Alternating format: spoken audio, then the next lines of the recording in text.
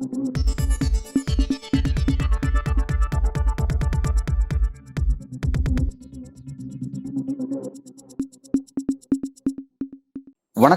இன்றைய சிறப்பு விருந்தினராக நம்முடன் அரசியல் பேசுவதற்காக மூத்த பத்திரிகையாளர் திரு தாராசு ஷியாம் அவர்கள் இணைந்திருக்கிறார். சார் வணக்கம். வணக்கம் அன்பு. ஒரு பரபரப்பான சூழல்ல அண்ணாமலை டெல்லி போயிருக்கிறாரு. அமித்ஷா இபி சந்திப்புக்கு பிறகு அவரோட டெல்லி பயணம் அப்படிங்கிறது அதை சுற்றி பலரும் பல்வேறு கருத்துக்களை சொல்லிட்டு இருக்காங்க. நீங்க இதை எப்படி பாக்குறீங்க? அண்ணாமலையோட இந்த இடத்துல அண்ணாமலை இருக்கும். சரியான கேள்விதாங்க. அண்ணாமலைக்கு பாரதிய ஜனதா தனித்து போட்டியிடணும், இல்ல தனியான கூட்டணி அமைத்து போட்டியிடணும். அந்த கூட்டணியில டிடிவி அவர்கள் இருக்கிறார்கள், ஓபிஎஸ் அவர்கள் இருக்கிறார்கள். இது அவர் தொடர்ந்து சொல்லிட்டு தான் வர்றாரு. அவர் ஒன்றும் மறைக்கல. 2026 வெற்றின்னு அவர் சொல்லல. இதுதான் எதிர்காலம்ன்றார். ஒரு வகையில் அது சரின்னு தான் நான் நினைக்கிறேன். ஏன்னா ஒரு கட்சி எதிர்காலத்தை தான் பில்டப் பண்ண முடியும். ஒரு சில சீட்டுகளை பெறுவதற்காக நம்ம இவ்வளவு வந்தோம், அதுக்காக நான் ஐபிஎஸ் வேலையை விட்டேனே ஒரு தடவை கேட்டார். அண்ணாமலையோட பழைய வீடியோ எல்லாம் சர்க்குலேட்டும் ஆயிட்டு இருக்கு. இப்போ அதெல்லாம் தோண்டி எடுத்து போட்டுருவாங்க. முன்புதான் கலைஞர் கோப்புகள் தூசி தட்டப்படும்னு சொல்லுவாரு. இப்பெல்லாம் வீடியோக்கள் தூசி தட்டப்படுகின்றன. டக்கு டக்கு டக்குன்னு பழைய வீடியோ எல்லாம் எடுத்து உலா விட்டுருவாங்க. அண்ணாமலை ஸ்டாண்ட் அதுதான். ஆனா பாரதிய ஜனதா மேலிடம் ஒரு ஸ்டாண்ட் எடுத்து அண்ணாமலை அதை மீற முடியாது. அப்படின்னா அவர் மாநில தலைவர் பதவியை அவர் ஏதாவது ஒரு வகையில வேற யாரையாவது தான் கொண்டு வர வேண்டிய நிலைமை ஏற்படும். அண்ணாமலைக்கு ஒரு உயர்வு கிடைக்கலாம். ஒருவேளை எடப்பாடி பழனிசாமி அவர்கள் ஆசீர்வாதத்தால அண்ணாமலை ஏதாவது மாநிலத்துக்கு ஆளுநரா போக போறாரா, இல்ல மத்திய அமைச்சரா போக போறாரா, இல்ல எம்பி ஆக போறாரா, இதெல்லாம் நம்ம பொறுத்திருந்து பார்க்க வேண்டிய விஷயம். அப்ப கடுமையான நெருக்கடிக்கு தள்ளப்பட்டாரா? இதன் காரணமா இபிஎஸ் இந்த தொகுதி விஷயத்துல, அந்த சீட் அலோகேஷன் விஷயத்துல கடுமையான பேரத்துக்கு தள்ளப்பட்டிருக்கா? கடுமையான நெருக்கடி தள்ளப்பட்டாரா? நெருக்கடி வருங்க. அதாவது திமுக கூட்டணியிலையும் இதே நெருக்கடி இருக்கும். ஆனா ஏற்கனவே 2021 ஒரு ஃபார்முலா கிரியேட் பண்ணிட்டாங்க. 24லயும் அந்த ஃபார்முலாவை கிட்டத்தட்ட தொடர்ந்துட்டாங்க. உதாரணமா 21ல உதயசூரியன் சின்னத்துலதான் நிக்கணும் அப்படின்னு சொல்லி திமுக கம்பல் பண்ணுச்சு. அப்பமே அதுல எதிர்ப்பெல்லாம் இருந்துச்சு. ஆனா அதுக்கு பிறகு 24ல அந்த கொள்கையை அவங்க தளர்த்திட்டாங்க. இப்ப விசிகாவே 24ல பானை சின்னத்துல நின்னுச்சு. இன்னைக்கு அது ஸ்டேட் ரெகனைஸ்டு பார்ட்டி. அப்போ காங்கிரஸ் கட்சி நேஷனல் பார்ட்டி தனி சின்னம் வச்சிருக்காங்க. விசிக ஸ்டேட் ரெகனைஸ்டு பார்ட்டி தனி சின்னம் வச்சிருக்காங்க. கம்யூனிஸ்ட் கட்சிகள் அவங்க நேஷனல் பார்ட்டியாகவும் இருக்காங்க, ஸ்டேட் பார்ட்டியாகவும் இருக்காங்க, தனி சின்னம் வச்சிருக்காங்க. மற்றபடி சின்ன சின்ன கட்சிகள் தான். உதயசூரியன் சின்னத்துல கூட அவங்க நின்றுவாங்க. இப்ப இருக்கிற பிரச்சனை என்னன்னா, அதிமுக பிஜேபி கூட்டணி வந்தா திமுக கூட்டணியில இருந்து யார் போவாங்க, அங்கிருந்து வருவாங்க. எடப்பாடி பழனிசாமி என்ன சொல்றாரு, திமுக கூட்டணி என்ன நிரந்தரமா? எந்த கூட்டணியும் நிரந்தரம் கிடையாதுங்க அரசியல்ல, அது மாற்று கருத்து இல்லை. ஆனா பிஜேபி கூட்டணிக்கு போகவே முடியாத கட்சிகள் திமுக கூட்டணியில யார் யார்? காங்கிரஸ் போகவே முடியாதுல்ல, கம்யூனிஸ்ட் கட்சிகள் போகவே முடியாதுல்ல, முஸ்லிம் லீக் போகவே முடியாதுல்ல. போகக்கூடிய வாய்ப்புள்ள கட்சின்னா விசிக இப்ப எடுத்திருக்கிற ஸ்டாண்டு வேற. சோ விசிகவும் போக முடியாது. அப்போ கூட்டணி கட்சி அதிக சீட்டு கேட்டு திமுக தலைமைக்கு நெருக்கடி கொடுக்கக்கூடியதை கூட இப்ப இந்த அதிமுக பிஜேபி கூட்டணி அதை கூட நல்லிஃபை பண்ணிருது. இதுக்கு முந்தியாவது எங்களுக்கு கூட கொஞ்சம் சீட்டு கொடுங்க, நீங்க கொடுக்கலன்னா அதிமுக இருக்கவே இருக்கு. இப்போ அப்படி சொன்னாங்கன்னா அப்போ நீங்க அதிமுக போனீங்கன்னா பிஜேபிக்கு போறதுக்கு சமம்னு சொல்லுவாங்கல்ல. இப்ப அதிமுக கூட்டணிக்கு காங்கிரஸ் எப்படி வரும்? எப்படி கம்யூனிஸ்ட் கட்சிகள் வரும்? எப்படி முஸ்லீம் லீக் வரும்? வரவே வராது. அப்போ கூட்டணி கட்சி திமுக கொடுக்கிற சீட்டு இதுக்குள்ள இந்த ஃபார்முலா அவங்களுக்கு அடங்கி போச்சு. அதிமுக தான் ஒரு புதிய தேன்கூட்டை கலைச்சு விட்டுருக்கு. என்னன்னா இப்ப நீங்க சொல்ற மாதிரி பிஜேபியோட நம்பி இருந்த ஓபிஎஸ் இடம் கொடுக்கணும், பிஜேபியோட நம்பி இருந்த டிடிவிக்கு இடம் கொடுக்கணும். சசிகலாமா மட்டும் இதுல டிஃபரெண்ட் பொசிஷன். அவங்ககிட்ட அமைப்பு இல்ல, கட்சி இல்ல, சின்னம் கிடையாது. தேர்தலில் சீட்டும் கொடுக்க வேண்டாம். அவங்களுக்கு தேவை அதிமுகவுக்குள்ள ஒரு கௌரவமான பதவி தான். அது கொடுத்துடலாம். அதுல எடப்பாடி பழனிசாமிக்கோ மற்றவர்களுக்கோ எதுவும் இருக்காது. அதுல கொஞ்சம் தென் மாவட்டத்துல இருக்கிற முக்குளத்தூர் கோபம் கொஞ்சம் தனியும், நமக்கு நல்லதுதான் அப்படின்னு கால்குலேட் பண்ணாலோ, இல்ல அவங்க செலவு பண்ணுவாங்கன்னு கால்குலேட் பண்ணாலோ அது ஈஸி. இவங்களுக்கு சீட்டு கொடுக்கணும்னா மொத்தத்துல என்டிஏவுக்கான அலோகேஷனை கூட்டணும். அதாவது அவங்களுக்கு 25-30 கொடுக்கலாம்னா இவங்க கணக்கையும் சேர்த்தா 40 கொடுக்க வேண்டியது வரும். இந்த 40 எதுக்கு காம்படிஷனா மாறும்? திமுகவுக்கா அதிமுகவுக்கா? அதிமுகவுக்கு. என்ன காரணம்னா அதிமுக இருக்கிற ஆஸ்பிரன்ஸ் நிறைய பேர் இருக்காங்க. இந்த இடம் வந்து அது ரொம்ப நெருடலான இடம். அதை எப்படி தாண்டுவாங்கன்னு எனக்கு உண்மையிலேயே புரியல. ஏன்னா நான் அதிமுகவை தொடர்ந்து 72ல இருந்து நான் பார்த்துட்டு வரேங்க. ஒவ்வொரு இடத்துலயும் இந்த பிரச்சனை வரும். சரி, நான் சின்ன உதாரணம் சொல்றேன். 1980 மக்களவை தேர்தல் வருது. 77, 76 திமுக ஆட்சி டிஸ்மிஸ், 77 மக்களவை தேர்தல். மக்களவை தேர்தலில் இந்திரா காந்தி அதிமுக கூட்டணி வெற்றி. அது சட்டமன்ற தேர்தல் எல்லாரும் தனித்தனியா நின்னுட்டாங்க. ஏன்னா ஜனதா அரசு வந்துருச்சு. மொராய் தேசாய் பிரதமர், அவரை பகிர்ச்சிக்க எம்ஜிஆர் விரும்பல. தனித்தனியா நின்று எம்ஜிஆர் தலைமையிலான அதிமுக வெற்றி. திமுகவும் சோட போகல. கிட்டத்தட்ட 50 சீட்டு. 50 சீட்டுங்கிறது அன்றைய காலகட்டத்தில் பெரிய விஷயம். என்ன காரணம்னா திமுக அரசு டிஸ்மிஸ், ஏகப்பட்ட பிரச்சனைகள், சர்க்காரியா கமிஷன், இவ்வளவு தாண்டி இந்திரா காந்தி அம்மா மதுரைக்கு வந்தாங்க. மதுரைக்கு வரும்போது திமுக கருப்பு கொடி ஆர்ப்பாட்டம், அதுல பெரிய அடிதடி, இந்திரா காந்தி அம்மாவுக்கே அடி விழுந்துச்சு. நெடுமாறன் தான் போய் காப்பாத்தினார். ஐயா நெடுமாறன் தான். அவர் அப்போ தமிழ்நாடு காங்கிரஸ் கமிட்டி தலைவர். அதனாலதான் மாவீரன் நெடுமாறன் அடைமொழி அவருக்கு. இந்திரா காந்தி கொலை முயற்சி வழக்கு திமுக பேர்ல நடக்கு. இது 77ல இருந்து 79 வரைக்குமான அரசியல் நிலவரம். இதை நான் சுட்டிக்காட்ட விரும்புறேன். என்ன காரணம்னா இந்திரா காந்தி மீதான கொலை முயற்சி வழக்கு, அதுல வந்து கலைஞர் மீது, அன்பழகன் மீது, பேராசிரியர் மீதெல்லாம் வந்து கொலை குற்றச்சாட்டு மதுரை செஷன்ஸ் கோர்ட்ல வழக்கு நடக்கு. 79 இங்க சரண் சிங் மந்திரி சபை கவுந்துருச்சு. ஒரே பிரச்சனை. இப்ப கூட அதுக்கு எமர்ஜென்சிங்கிற ஒரு வெப் சீரிஸ்ல அதெல்லாம் அழகா பண்ணியிருப்பாங்க. ஒரே பிரச்சனை. மக்கள் மத்தியில வந்து இந்திரா காந்தியே வந்துட்டா பரவாயில்லங்கிற சிந்தனை வந்துருச்சு. அப்போ இப்போ இதுக்கு வராற நவீன் பட்நாயக் வீடியோ செய்தி எல்லாம் அனுப்பியிருந்தாரு நம்ம டீலிமிட்டேஷனுக்கு. அவங்க அப்பா அவரு மத்திய உருக்குத்துறை அமைச்சராக இருந்தார், பிஜு பட்நாயக். பிஜு பட்நாயக் இங்க வர, நான் அந்த பிரஸ் மீட்டை அட்டன் பண்றேன். வந்து திமுக அதிமுக ஒன்னா சேரணும். 2 தலைவர்கள் கலைஞரும் எம்ஜிஆரும் ஒரே இதுல சேப்பாங்க கெஸ்ட் ஹவுஸ்ல இருந்து வந்து பேட்டி கொடுக்குறாங்க. அப்புறம் தமிழிசை அவர்கள் கல்யாணம், அதை ஒட்டி கலைஞர் வந்து அப்படி அவர் வழக்கமா ஒரு நகைச்சுவையா பேசுவார் இல்லையா, என்ன இந்த இணைப்பு உங்களுக்கு எல்லாம் பிடித்திருக்கிறதா அப்படின்னு. ஏன்னா எம்ஜிஆர் இருக்காரு, கலைஞர் இருக்காருன்னு இந்த இணைப்பு உங்களுக்கு எல்லாம் பிடித்திருக்கிறதெல்லாம் கேட்டாரு. எல்லாரும் இருக்கோம். 79 கடைசியில இதெல்லாம் நடக்குதுங்க. ஆனா இணைப்பு ஒன்னும் சாத்தியப்படுற மாதிரி தெரியல. டக்குன்னு இந்திரா காந்தியை சந்திப்பதற்கு கலைஞர், இப்ப எப்படி எடப்பாடி பழனிசாமி அவர்கள் வந்து டெல்லிக்கு போனாரோ அதே மாதிரி யார்ட்டையுமே சொல்லாம போயாச்சு. சந்திப்பு, இந்திரா காந்தி அம்மா சந்திப்பு. எனக்கு பழைய ஞாபகம் தான் வந்துச்சு. அப்ப பேப்பர் தாங்க, ஒன்னும் டிவி ஒன்னும் கிடையாது. பேப்பர்கள்ல மறுநாள் வரும் செய்தி. அதுவும் சில ஊர்களுக்கு அது போய் சேர்றதுக்கு அதுக்கு அடுத்த நாள் கூட ஆகும். இந்திரா காங்கிரஸ் திமுக கூட்டணி மலர்கிறது அப்படிங்கும்போது, அது எப்படிங்க மலரும்? இங்க இந்திரா காந்தி கொலை முயற்சி வழக்கே திமுக பேர்ல இருக்கு. அந்த அம்மா மறந்துடுவாங்களா? அவங்க எவ்வளவு அடிபட்டு இருக்காங்க. நெடுமாறன்லாம் அதை எதுக்குறாரு. அவரு கமிட்டியில ரொம்ப முக்கியமான ஆள், தலைவர் பொறுப்புல இருந்தவர். இந்திரா காந்தி அம்மாவும் கடைசியில வந்து அந்த கூட்டணிக்கு ஒத்துக்கிட்டாங்க. ஒத்துக்கிட்டு சென்னை மெரினா கடற்கரையில கூட்டத்தை அட்டன் பண்றோம். எமர்ஜென்சியில் ஏற்பட்ட தவறுகளுக்கு நான் வருத்தம் தெரிவிக்கிறேன்னு மன்னிப்பு கேட்டுக்கிட்டாங்க. கலைஞர் உடனே அதெல்லாம் மன்னிப்பு கேட்டாங்க. பழசெல்லாம் மறந்துட்டோம்.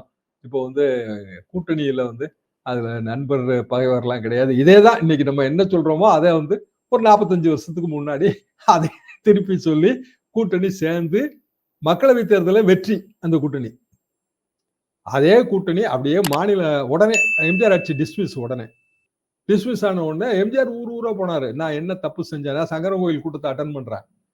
அவரு இதுல வர்றாரு, ஓபன் ஜீப்ல லைட் எல்லாம் போட்டு ரொம்ப பிரமாதமா இருக்கும். அந்த இதை பார்க்கும்போது, அந்த ரோட் ஷோ பார்க்கும்போது எம்ஜிஆர் வேற நல்ல சிவப்பு பளிர்னு தெரிவாரு. கூட்டம் நின்று பார்க்க அவர் ஒரே கேள்விதான், நான் என்ன தப்பு பண்ணேன்? நான் என்ன பிழை செய்தேன்? இதை கேட்டுக்கிட்டே வந்தாருங்க. சங்கரன் கோயில் பூரா. ஆஹா, என்னடா இப்படி கேட்கிறாரு, மக்கள் ஆதரவு வருமேன்னு நினைச்சேன். அதே மாதிரி வந்து சட்டமன்ற தேர்தலில் அதிமுக ஜெயிச்சிருச்சு. இந்திரா காந்தி கூட்டம் ஏத்துக்கல தமிழ்நாடு. என்னன்னா மக்களவைக்கும் சட்டமன்றத்துக்கும் வெவ்வேறு மாதிரி திங்க் பண்றவங்க. அப்ப இப்போ அந்த உதாரணத்தை நீங்க பொருத்தி பாத்தீங்கன்னா, இந்திரா காந்தி பேர்ல வெறுப்பு இருந்துச்சு. அப்போ மக்களவை தேர்தலில் அந்த வெறுப்பு போயிருச்சு. பிஜேபி பேர்ல வெறுப்பு இருக்கு. மக்களவை தேர்தலையும் போகல அந்த வெறுப்பு. அப்படின்னா சட்டமன்ற தேர்தலில் வெறுப்பு கூடுமா குறையுமா? சரி, 2024 மக்களவை தேர்தலுங்க, 40க்கு 40 திமுக ஜெயிக்குது. பிஜேபி வந்து அது பல வகையில வெறுப்பு. ஆனா வந்து அண்ணாமலை பெர்ஃபார்மன்ஸ் ஓகே. 4.5 லட்சம் ஓட்டு வாங்கியிருக்காரு. 4.5 லட்சம் ஓட்டுனா கோயம்புத்தூர்ல. 3வது இடத்துக்கு போனது யாரு? அதிமுக அதிமுகவை தள்ளிட்டு அதிமுக ஓட்டை தான் சதிச்சாங்க. பெரிய கொங்கு மண்டலம் பெரிய அளவுக்கு செல்வாக்கு நிறைந்த போதீங்க. எம்ஜிஆரே கவுண்டர் இனத்தை சேர்ந்தவருன்னு நாங்க அண்ணால அந்த காலத்துல கட்டுரை எழுதிட்டு இருந்தோங்க. எம்ஜிஆர் கவுண்டருங்க. எப்படி கவுண்டர் தெரியுமா? அந்த காலத்துல மலபார் வந்து ஒரு பார்ட் ஆஃப் இதா இருந்துச்சு. அந்த மலபார்ல இருந்தவங்க தான் மன்றாடியார். அவங்க தான் வந்து கவுண்டர்கள், கொங்கு வேளாள கவுண்டர்கள். எம்ஜிஆரே கவுண்டர் தான். புலவர் ராசன் ஒருத்தர் கட்டுறங்க. அண்ணால தொடர்ந்து வெளியிடுறோம். அதுக்கு அணிந்துரை வழங்கியது யாருன்னா அது நூலா வந்துச்சு. கோவை செழியன் கவுண்டர் இனத்தோட பெரிய ஐகான். எதுக்காக நான் சொல்றேங்களா, அப்படியெல்லாம் கோயம்புத்தூர் பகுதிகளிலையும் கொங்கு மண்டலத்திலையும் வளர்ந்த கட்சி அதிமுக. அது 3வது இடத்துக்கு போக கூடாதுல்ல. திமுக ஆளுங்கட்சி ஜெயிச்சிருச்சுன்னே வச்சுக்கலாம். அதிமுக கௌரவமான தோல்வின்னா 30,000 40,000 ஓட்டு வித்தியாசத்துல அதிமுக ஓகே. ஆனா அண்ணாமலைக்கும் கீழே போயிடுச்சு அதிமுக. அப்போனா இப்ப என்ன பிஜேபியோட டிமாண்ட் என்னவா இருக்கும் யூச்சு பாருங்க. அங்க அதிக சீட்டு கேட்பாங்களா மாட்டாங்களா? அதை இவங்களால எப்படி கொடுக்க முடியும்? சேலத்து இரும்பு மனிதரால் எப்படி கொடுக்க முடியும்? சரி, அந்த இரும்பு மனிதர் அதை விட்டுருவாரா? வாங்காம விட்டுருவாரா? இது எல்லாமே இதுல இருக்கிற பிராக்டிக்கல் சிக்கல்ங்க. அதாவது எந்த கட்சி தமிழ்நாட்டை கைப்பற்ற வேண்டும் என்று துடிக்கிறதோ அந்த கட்சியோட நீங்க கூட்டணி வைக்க முடியாது. காங்கிரஸ் கட்சி சொல்லி பார்க்கட்டுங்க. தமிழ்நாட்டில் ஆட்சியை பிடிப்பதுதான் எங்கள் லட்சியம் சொல்லட்டுமே. திமுக வச்சிருக்குன்னு நினைக்கிறீங்களா? அத செல்வ பெருந்தகை சொல்லட்டுங்க. நாங்க வந்து காமராஜர் ஆட்சியை அடுத்த தேர்தல் இப்ப இல்ல 2031 அமைப்புன்னு சொல்லிடுவாங்களா? அதான் சார், நீங்க கேட்கறத புரிஞ்சுக்க முடியுது சார். இப்ப வந்து இப்படி தமிழ்நாடு ஆட்சி பிடிக்கும்னு சொல்லக்கூடிய பாஜக கூட கூட்டணி வைக்கிற அளவுக்கு ஏன் வந்து எடப்பாடி நெருக்கடி வந்துச்சு? ஏன் அந்த அளவுக்கு நீங்க கம்பேரிட்டிவ் கேக்குறீங்களே? அது கூட நான் போகல. பத்திரிகை செய்திகள் தான் அதெல்லாம். அவரோட பட்டியலை காட்டி மிரட்டினார். இதெல்லாம் வந்து அது தெரியலங்க. அமித்ஷா வந்து பட்டியலை காட்டி மிரட்டு வரான்னு தெரியல. ஏன்னா இவ்வளவு நாளா பிஜேபி ஏத்துட்டு தானே இருக்காங்க. சரி, பிஜேபி ஆட்சிக்கு வந்து 2014 இருந்து இன்னைய தேதிக்கு அவங்க 2 டேர்ம் முடிச்சிட்டாங்க. 3வது டேர்ம்ல இருக்காங்க. இன்னைக்கு அவங்க தான் ஆட்சியில இருக்காங்க. இன்னைக்கு அமித்ஷா தான் உள்துறை அமைச்சரா இருக்காரு. அப்போ வந்து பட்டியலை காட்டி மிரட்டினார். அதெல்லாம் வந்து யூக செய்தின்னு தான் நான் நினைக்கிறேன். ஆனா எடப்பாடி பழனிசாமிக்கு கட்சிக்குள்ள அழுத்தம் இருக்கு. பிஜேபியோட சேர்றதாங்க நல்லது அப்படிங்கிற கட்சிக்குள்ள ஒரு அழுத்தம் இருக்கு. இந்த கட்சிக்குள்ள உள்ள அழுத்தத்தை அவர் தாண்டலாம். ஆனா அவருக்கான சிக்கல் என்னன்னா, நிஜமாவே அவர்கிட்ட பலம் இல்ல. 20% ஓட்டு தாங்க இருக்கு அதிமுக இன்னைய தேதிக்கு. 19, 20 அது வேணா ஒரு 22, 23 சட்டமன்றத்துல கூடும். அப்ப 23 40 மாத்துறதுக்கான +18 இருக்குல்ல, அந்த ஃபார்முலா அதுக்கு வழியே இல்லையே. தேமுதிக கூட அப்படின்னு திமுக பக்கம் போயிடலாமான்லாம் அந்த பக்கம்லாம் காத்திருச்சுட்டு இருக்க. அறிவாலயம் பக்கம் கோயம்பேட்டுல இருந்து அறிவாலயத்தை நோக்கி அடிக்குது அந்த காத்து. அப்படிங்கும்போது அதிமுக 20% ஓட்டை வச்சுட்டு எப்படி 40% கனவு காண முடியும்? டபுள் ஆக்க முடியாத.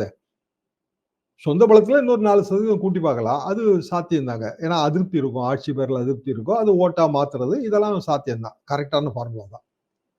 அப்போ இன்னொரு ஒரு ஒரு ஓட்டு வங்கி உள்ள ஒரு கட்சி. அப்ப பிஜேபியோட ஓட்டு வங்கி எவ்வளவுங்கிற கேள்வி வரும். அவங்க கிளைம் பண்றது 11, 10க்கு பஞ்சம் இல்லைன்னு தான் நான் நினைக்கிறேங்க. அவங்க இன்னும் அதுக்கு பிறகு வளர்ந்துருந்தாங்கன்னா 10ங்கிறது 15 கூட மாறுறதுக்கு வாய்ப்பு இருக்கு, தனியா போட்டி போட்டா. அண்ணாமலை அதானே சொல்றாரு, நம்ம எதுக்கு போய் கூட்டணி பேரம் சீட்டு பேரத்துக்கு போய் நிக்கணும்? தேசிய கட்சி தொடர்ந்து முயற்சி பண்ணோம் அப்படின்னா நம்மளை நோக்கி எல்லாரும் வர்றதுக்கான ஒரு நிலைமை வரும். அதான் அண்ணாமலை ஃபார்முலாவே அதாங்க. சீமான் ஃபார்முலாவே அதுதான். சார் இப்ப நீங்க சீமான் சொன்ன இன்னொரு கேள்வி. இப்ப களத்தை வந்து மும்முனையா ஆக்கணும் அப்படின்னு சொல்றாங்க. மும்முனையா ஆக்கணும் அப்படின்னும் போது வந்து பாஜக, அதாவது அதிமுக தலைமையில ஒரு கூட்டணி, திமுக தலைமையில ஒரு கூட்டணி, இன்னும் 2 பேர் தனியா இருக்காங்க. விஜய் சீமான் தனியா இருக்காங்க. இதுல 2 பேர்ல யாராவது ஒருத்தர் இங்க கொண்டு வந்தா 3ஆ மாறும். அதுல யாரு இங்க கொண்டு வர போறாங்க, என்ன பண்ண போறாங்க? ஏன்னா 2 பேர் யாராவது ஒருத்தர் கொண்டு வரணும்னு சொல்லிட்டு, அதாவதுங்க சீமான் அப்படி கொண்டு வந்தா சீமான் கதை முடிஞ்சதுங்க. நேற்று கூட நியூஸ் 18ல வழக்கறிஞர் தமிழ்மணி, சீமான் இந்த தேர்தலில் போட்டி போடக்கூடாதுங்க, அவர் கௌரவமா ஒதுங்கி இருக்கணும், அதிமுக பிஜேபி கூட்டணிக்கு ஆதரவு தெரிவிக்கணும், இது என் கருத்துன்ட்டாரு. என் கருத்து அப்படின்றாரு. அப்படியும் ஒரு கருத்து இருக்கு. அதுக்காக நான் சொல்ல வரேன். அப்படின்னா ஒரு கட்சியை இத்தனை வருஷமா வளர்த்துட்டு ஊர் ஊரா போயிட்டு 8% ஓட்டு வரைக்கும் வந்துட்டு அங்கீகாரமும் வாங்கிட்டு, மாநில கட்சிங்கிற அங்கீகாரமும் வாங்கிட்டு தேர்தலை போட்டி விடாம இருக்க முடியுமா? அரசியல்வாதியோட கதி என்ன? அப்ப பிஜேபி கூட்டணிக்கு போகலாம், நீங்க சொல்ற மாதிரி தப்பு கிடையாது. ஆனா சீமான் வந்து அப்படியும் செய்ய மாட்டாரு. ஏன்னா அவர் தொடர்ந்து தனித்து போட்டி, தனித்து நிற்போம், தன்மானம் காப்போம், டெபாசிட் இழப்போம். இதுதாங்க அவங்க மந்திரம். 16.6% வந்தா தான் டெபாசிட் வரும். அது வரைக்கும் தனித்து போட்டி போடுற எல்லா கட்சியும் டெபாசிட் இழப்ப நோக்கி தான் போகும். அப்போ ஆனாலும் பரவாயில்ல, அடுத்த தேர்தல். அப்ப யாரு சீமான் கட்சியில இருந்து காணாம போவாங்க அப்படின்னா, கட்சிக்குள்ள இருக்கவன் தான் காணாம போவான். அவனுக்கு ஒரு கனவு இருக்கும். என்னப்பா தனிச்சு நின்று தன்மானம் காத்து டெபாசிட்னா ஏன் டெபாசிட்லாப்பா போகுதுன்னு அவன் நினைப்பான். அவன் பேங்க்ல போட்டு வச்சிருக்க டெபாசிட் எல்லாம் கரைச்சு தான் தேர்தலுக்கு செலவு பண்ணணும். சீமானுக்கு அதை பத்தி கவலை இல்லை. ஏன்னா இன்னொருத்தன் வாரான். சரி, ஒரு கட்சியில இருந்து ஒருத்தன் போனா இன்னொருத்தன் ஆட்டோமேட்டிக்கா வந்துருவான். என்ன காரணம்னா அரசியல் தான். இது நாள் வரைக்கும் அவன் தயங்கி நிற்பான். சரி, நம்ம ஊர்ல அண்ணாச்சியே கட்சியில இருக்காரு, நமக்கு என்ன வாய்ப்பு இருக்கும். அண்ணாச்சி போயிட்டாருங்கம்மா ஒருத்தன் வந்து, அண்ணாச்சியே போயாச்சு, அப்ப நான் போறேன் அப்படின்ட்டு அங்க போயிடுவான். ஏன்னா அரசியல்ல அறிமுகம் கிடைச்சா தான் மேல மேல போக முடியும். இன்னைக்கு ஒரு கட்சி, நாளைக்கு ஒரு கட்சி, அதுக்கு அடுத்தாப்புல ஒரு கட்சி, நமக்கு என்ன வளர்ச்சி? இதான கேள்வி, இதான பிராக்டிக்கல். அப்படின்னா ஓட்டு வங்கி எப்படி இருக்கு? ஆளுங்கட்சிக்கு எதிர்ப்பு, கண்டிப்பா ஒரு ஓட்டு வங்கி உண்டு. ஆளுங்கட்சிக்கு ஆதரவு, அதுவும் ஒரு ஓட்டு வங்கி உண்டு. ஆனா 85% ரூபா வாங்கிட்டு ஓட்டு போடுறான். இல்லைன்னு சொல்லுவீங்களா? பேக்கேஜ் சிஸ்டங்க. 5 ஓட்டு இருக்கு, 5000 ரூபாய் கொடுத்துருங்க, 5 ஓட்டு உங்களுக்கு. இது நீங்க எல்லா ஊர்லயும் கேட்கலாம். எந்த கட்சியோட பேரணிக்கோ, இல்ல சைக்கிள் பேரணியா இருந்தாலும் சரிதான், இல்ல மோட்டார் சைக்கிள் பேரணியா இருந்தாலும் சரிதான், பெட்ரோலுக்கும் வண்டிக்கும் காசு வாங்காம யாரு வரா? ஒருத்தரும் வரது இல்லைங்க. அதெல்லாம் சொல்லிக்க வேண்டியதான். நான் 1 ரூபாய் கூட செலவு பண்ணி சென்னையில் அப்படின்னு சொல்லிட்டு அவங்க ஃப்ரெண்டு வந்து 5 லட்சம் ரூபாய்க்கு பங்களா எடுத்து கொடுப்பாரு, அதுல குடியிருப்பாரு. இதானே அண்ணாமலையை பாக்குறான்? எப்படிங்க 1 ரூபாலாம் செலவு பண்ணாம? ஏங்க ஒரு சாதாரண கிராமத்து அரசியல்வாதி வீட்டை விட்டு வெளியில கிளம்புனா 1000 ரூபாய் வேணுங்க டெய்லி. 1000 ருபீஸ் வேணும் சாதாரண ஆளுங்களுக்கு. ஒரு ஒன்றிய லெவல்ல இல்ல ஒரு தாலுகா லெவல்ல அரசியல் பண்ணா பல்லாயிரக்கணக்கான ரூபாய் டெய்லி வேணும். இதுதான் நிலவரம். அப்ப நீங்க 85% ஓட்ட கழிச்சிடலாம். ஏதோ ஒரு வகையில கமிட் ஆயிருப்பான், இல்ல கொஞ்சம் பேர் கட்சிக்காரனா கூட இருப்பான், கமிட் ஆயிருப்பான், அவனையும் கழிச்சிடலாம். யாரு மாற்றத்தை கொண்டு வரா? அப்பவும் மாறிட்டே தானே இருக்கு. பணபலம் தான் ஜெயிக்கும் அப்படின்னா ஆளுங்கட்சியே தானே தொடர்ந்து ஆளுங்கட்சியா இருக்கணும். எப்படி எதிர்கட்சி அந்த இடத்த பிடிக்குது? 2 பேரும் பணம் செலவு பண்றாங்க, அதானே உண்மை. அப்படின்னா மாற்றத்துக்கான சாவியை வச்சிருக்கிறது ஒரு 15%. இந்த 15% என்பது யார்? பணமே வாங்காதவங்க 1, சித்தாந்த ரீதியா ஓட்டு போடுறவங்க 2, இல்லைங்க இது தமிழ்நாட்டுக்கு பிஜேபி எல்லாம் சரியில்லைன்னு நினைக்கிறவங்க 3, இல்ல இப்போ சிறுபான்மை மக்கள் அவங்க வந்து போடவே மாட்டாங்க பிஜேபிக்கு அப்படின்னு முடிவு பண்றவங்க 4. இப்படி ஒரு 5-6 குரூப்பை நீங்க அதுல ஐடென்டிஃபை பண்ணலாம். அந்த குரூப்பை வந்து திமுக என்ன பண்ணுது அப்படின்னா அவங்க பக்கம் அது ஒருமுனைப்படுத்துது. என்ன காரணம்னா, உதாரணமா தமிழ் பிஜேபி வந்தா ஹிந்தி வந்துருங்க அப்படின்னா அது அந்த இடத்துல பயங்கரமா இடிக்கு. போய் எங்களை மாதிரி ஆளுகள்லாம் ரொம்ப யோசிப்போம். அது எப்படிங்க சரியா வரும்? நம்ம எந்த காலத்துல இருந்து வந்தோம்? பழைய உணர்வுகள் வந்துடும், இயல்பா வந்துருங்க. அதிமுக பேர்ல வெறுப்பெல்லாம் இருக்கும். ஆனா எங்க பழைய உணர்வு அந்த வெறுப்பையும் தாண்டி நிற்கும். 1 இல்லைங்க, இன்னைக்கு முரசொலியில ஒரு கட்டுரை எழுதியிருக்காங்க. பெரியார் வந்து ஏற்றத்தாழ்வுகளை எல்லாம் ஒழிக்கணும்னா இஸ்லாம் தான் ஏற்ற மதம்னு அவர் பேசின பல தொகுப்புல எடுத்து போட்டிருக்காங்க. 40ல இருந்து பேசுனது. அது முத்தாய்ப்பு என்ன தெரியுமா? நாடு பிரிவினை நடக்கும் போது வட இந்தியா பற்றி எரிந்தது, தென்னிந்தியாவில் தான் இஸ்லாமியர்கள் பாதுகாப்பாக இருந்தார்கள். என்ன காரணம்? என்ன காரணம்னா பெரியாரின் பிரச்சாரம், திராவிட இயக்கம். இப்படி முத்தாய்ப்பு. எதுக்காக நான் சொல்ல வரேன்? இதெல்லாம் வந்து ஒருமுனைப்படுத்துகிற ஒரு ஏற்பாடு. இது எத்தனை நாளா தொடர்ந்துட்டு இருக்கு? பல மாதங்களா. இது கூடவே வந்து இன்னைக்கு வந்து வகுப்பு விஷயத்துக்காக அதை எதிர்த்து தனி தீர்மானம் கொண்டு வந்திருக்காங்க. இதுவும் ஒரு நெருக்கடி. இல்ல, கரெக்டா தான் ஞாபகப்படுத்துறீங்க. வக்ஃபு விஷயத்துல தனி தீர்மானம் தமிழ்நாடு சட்டமன்றம் போட்டு நேரடி பயன் கிடையாது. நம்ம உணர்வு தெரிவிக்கிறது தான், அதை தாண்டி வேற ஒண்ணும் இல்லை. அப்ப யாரு ஓட்டு போட்டா, யாரு எதிர்த்து ஓட்டு போட்டா, யாரு வெளிநடப்பு பண்ணா, இவ்வளவு கேள்வியும் அதுல வந்து சேர்ந்துரும். வக்ஃபு மேட்டரை கையில் எடுக்கிறதோட நோக்கம் என்ன? ஒருமுனைப்படுத்துற ஏற்பாடு தான்.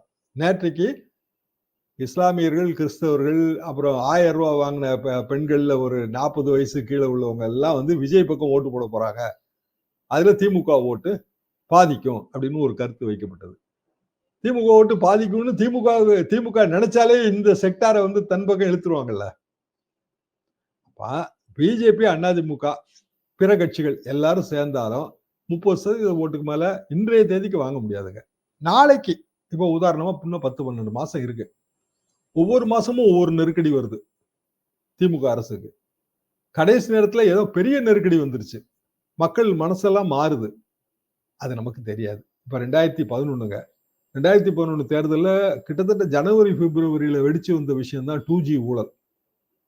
கனிமொழி அவர்கள் கைது, ராசா அவர்கள் கைது. அது பெரிய அளவுக்கு மாற்றத்தை ஏற்படுத்தியது. அதற்கு முன்னதாக என்ன நடந்ததுன்னா, கிராமங்கள்ல கரண்டே இல்லைங்க. 14 மணி நேரம் எங்களுக்கெல்லாம் கரண்ட் இல்ல. மக்கள் வெறுப்பா தான் இருந்தாங்க. ஆனா அதோட உச்சி எப்ப தெரிஞ்சது அப்படின்னா, இதுலதான். வளர்ப்பு மகன் திருமணம் 95. ஜெயலலிதா ஆட்சி பேர்ல பல வெறுப்புகள் இருந்தது. அதோட உச்சகட்டம் எதுல கிடைச்சதுன்னா, வளர்ப்பு மகன் திருமணத்துல தான் கிடைச்சது. என்ன காரணம்னா, 2 பேருமே நகைகளை எல்லாம் போட்டுக்கிட்டு தேவாரம் அவர்கள் பாதுகாப்போட நடந்து வர்றத சன் டிவில பாக்குற சாதாரண ஏழை ஜனங்க, என்னங்க தாலிக்கே நம்ம கிட்ட ஒண்ணுமே இல்ல. இப்படி வராங்க. வெறுப்பு வந்துருச்சு. ஜெயலலிதா அவர்களே பிற்காலத்துல வந்து நான் நகையே போட மாட்டேன்னு சபதம் எடுத்தாங்க. தாலிக்கு தங்கம் திட்டம் கொண்டு வந்தாங்களாம். இதெல்லாம் போக்கத்தான். சரி, அரசியல்ங்கிறது சூட்சுமமானது. அப்போ கூட்டணிகள் உருவாவதாலேயே வந்து வெற்றி நிச்சயம் அப்படி நான் இதை உண்மையிலே பார்க்கல. ஏன்னா நான் பார்த்த தோல்வி கூட்டணி இதே உதாரணமாக திமுக இந்திரா காங்கிரஸ் கூட்டணி அது எப்படி தோல்வி கூட்டணியா மாறுச்சு, அதிமுக காங்கிரஸ் கூட்டணி 96ல எப்படி தோல்வி கூட்டணியா மாறுச்சு, இதெல்லாம் பார்த்ததுதான்.